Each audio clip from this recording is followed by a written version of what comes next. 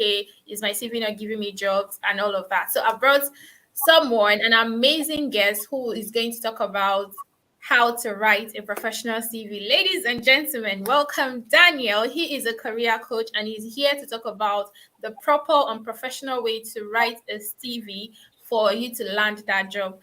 Hi, Daniel. Thank you so much for joining this live. And I'm so happy you took out time from your busy schedule to come and talk about how to write a proper CV. So I would let you take over right now. Thank you very much, Faith, for giving me this opportunity to come in and share with your audience on how to write a professional CV. Yeah, as you've heard, my name is Daniel Mutuku. I'm a career coach. I've been in this business for the last 11 years, and I'm just going to bring in the insights that I've learned over this period of time. Okay. So I think we can go straight and talk about how to write a professional CV. Okay, sure. Okay, good. So most people have CVs, but unfortunately, it is just a documentation of where they went to school, where they have learned, and maybe a list of their responsibilities, where they worked.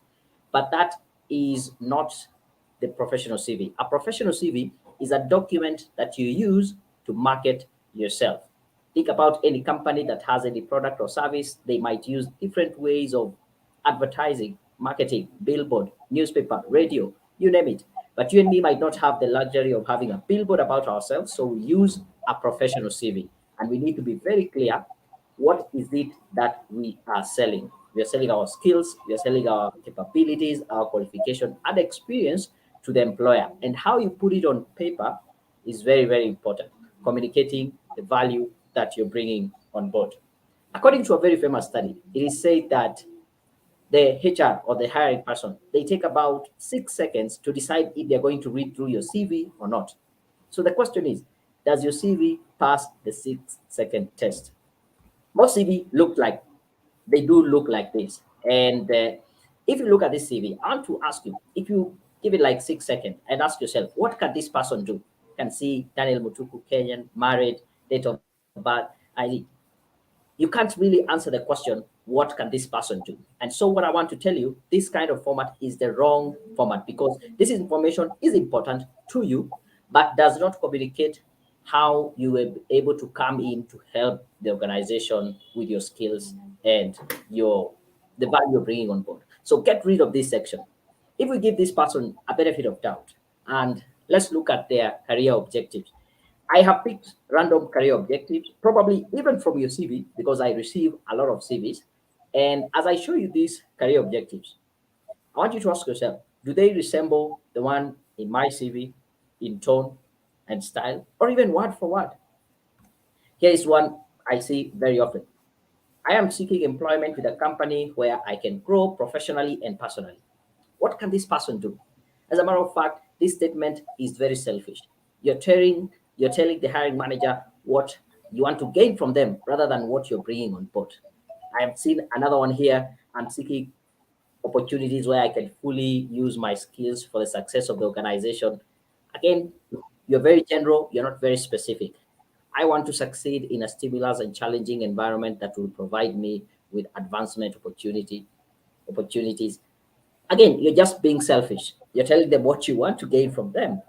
I want to excel in this field with hard work, perseverance, and dedication. So, what I'm trying to say is that if you have this section of career objectives in your CV, just get rid of it. It is not helping you to get a job, because it is solely focused on you and what you want to achieve, while that is not the main focus of the hiring manager. I want to suggest to you, once you get rid of that section, for you to be able to write a good professional CV, especially in the UK market, use a professional branding statement. I want you to read this statement here. And imagine you're reading a CV. After just saying the contact details of the person, that is the name and how you can get in touch with them, they introduce themselves as, I am a steadfast, committed, and passionate sales leader with over 4 years relevant experience. I have worked with ABC Company as a sales team leader. I have a proven track of meeting and surpassing targets. In addition, I am an intuitive and attentive listener, readily uncovers customers' needs to offer viable and enticing product solution. If you're looking for a person to work in sales or a sales manager, would you consider this person? Yes, because they have summarized their career, their value and what they're able to bring on board to that company in this short profile. So get rid of the career objectives, put in your personal branding statement. Now, what are the key sections that are needed in a CV? So this is where you need to think about the information that you will fill in. The top part of your CV, you should just have your contact details. And better still, just have your name, your phone number, and your email address, because that is the quickest way for the hiring manager to get in touch with you. Below that, put in your personal profile, a short paragraph summarizing your skills, your experience, your education, and the value that you're bringing on board, rather than putting in the career objectives. After that, list down your education background, starting with the most recent qualification that you got. And remember, we have two types of qualification. You can have the academic qualifications and professional qualifications. You can put them in two sections, starting with the most recent. Mention the period of time you're there, maybe between 2019 to 2020. I was in this institution, and this is the qualification I left there with. Maybe a degree, maybe a master's, maybe a diploma, maybe a professional certification, and then listing them in reverse chronological order. Then after that, put in the job related skills. What are the key skills that you have in that area, so that you can showcase your value and what you're able to do? And if you have evidence to support this kind of skills, it will be important for you to add them up. Then you can list your work experience, again in reverse chronological order, starting with your most recent position, mentioning the period of time that you're there, which company you're in, and then list the position that you are in. Most people would put in the responsibilities that they were doing in that organization, which is not bad, but that is not the key focus. I want you to list what are the key achievements that you have had while you worked in that organization. Because responsibilities, anybody in that position would still do those specific things. But when you come to think about achievement, these are things that are very unique to you that you are able to achieve while you're in that position. Then you can put in any additional information, anything that will support your candidature.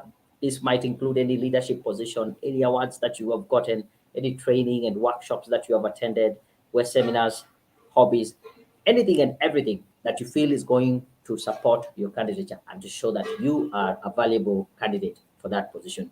Then you can put in your referees. Some organizations or some countries, they might say just put in the statement referees upon request, but I would just suggest put the name of the referees. You don't necessarily need to put in their contact details, but they will just have to know that these are your referees, and if you want, they would want to contact them, they can easily get in touch with you. So generally, Faith, that is the general format of CV. I know I've gone through most of the section in a hurry or just mentioning them. So if you have any question or you want me to clarify anything, I'll be happy to do that. Oh wow. I mean, the way you just talked about it, it's so detailed, but some people just want you to spoon feed them and like show them, like, do you have any do you I'd like to know if you help people to construct a proper CV, so that, Yeah. guys, he's Daniel Mutuku is a YouTuber as well. I've seen tons of his video on YouTube where he talks about how to create a professional CV. Guys, if you're watching this video right now, you need to go and subscribe to his channel. I'll leave the link to his channel in my description box below, and I'll also tag him in my title so that you can easily look for him. I mean, if you need a professional CV writing, you need to know, build your career, you need to subscribe to his channel and watch all the videos he has there. Like, they are very informative and dedicated. That was how I was able to find him. So do you have like any CV sample somewhere, maybe that, in case anybody wants to like use that, or do you help with writing CV, proper professional CV? Yes, I do have some samples. It's only that most of the CVs that I have will have maybe the information of the people. So what I can do, I can send you a link or a resource where they can go and download a template. Yeah, maybe Simple. with the dummy information. But I would also say a CV is not much about the layout, as much as the layout plays a big part, the Yeah. template, how you position the information, but what are you communicating? Yeah, you wouldn't want just to have very long block of text, like when someone is reading your CV, they feel as if they're reading a research paper or something of that sort. You want it to Okay. be well broken down into different sections in bullet points and all that. I can be able to just compile a resource where people can go and download those templates. The CVs that I have already have information about the people, and I would want maybe to share. Yeah, yeah, yeah. Oh, okay. So, how many pages do you think a CV, professional CV, should have? Because some people just have a lot of pages.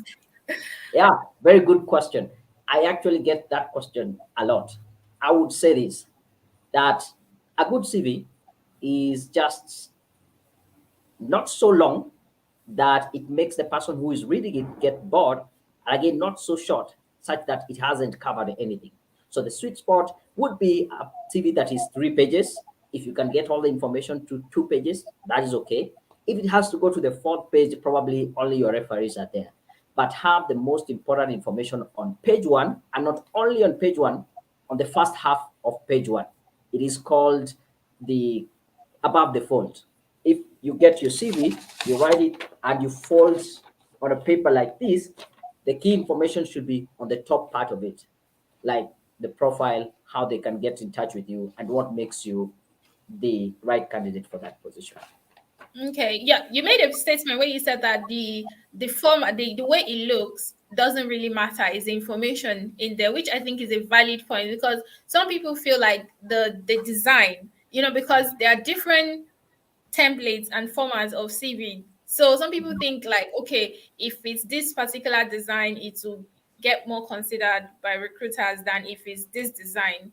So thank you for clarifying that it's the information that is important. It doesn't matter the template you use or the style at which you use. So But thank you. I can add something on the template or the design. Not that the design is useless, not that it doesn't play any part, because you might have very important information on that document, but the way it is presented does not make it up. It's not appealing for someone to read through.